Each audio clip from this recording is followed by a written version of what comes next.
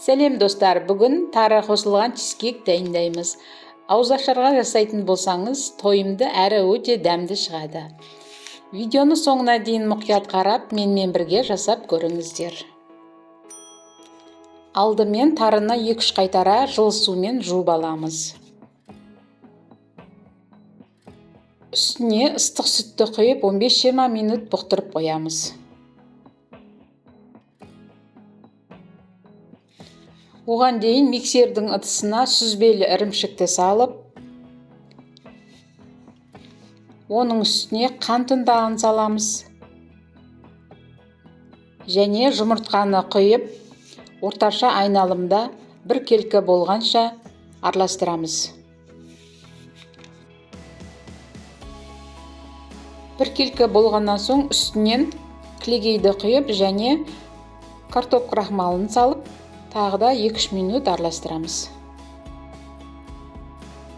Рецептің толық құрамын сипаттама бөлімінен көре аласыздар. Міне массамыз дайын болып қалды. Енді тарыны қараймыз. Ыстық сүтті өзіне сіңіріп алған тарыны дайын болған массаның үстіне салып, күрекшемен араластырамыз.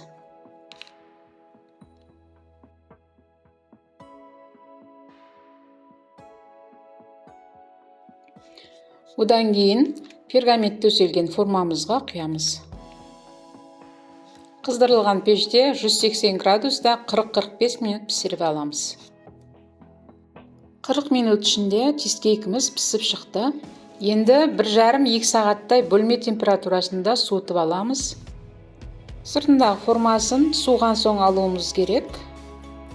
Піскен чизкейктің беті пештен көтеріліп шығады. Суыған соң осылай беті сәл төмен түседі. Дайын болған тар чизкейкті кесіп, үстіне ерітілген шоколад құйып ұсынамыз. Дәмі өте керемет шығады. Өзіме қатты ұнады. Осы рецептпен жасап көріңіздер. Сіздерге ұнайтынына сенімдімін. Егер ұнап жатса, пікірге ойларыңызды қалдыра кетіңіздер. Және арнаға тіркелмеген болсаңыздар, тіркеліп алыңыздар.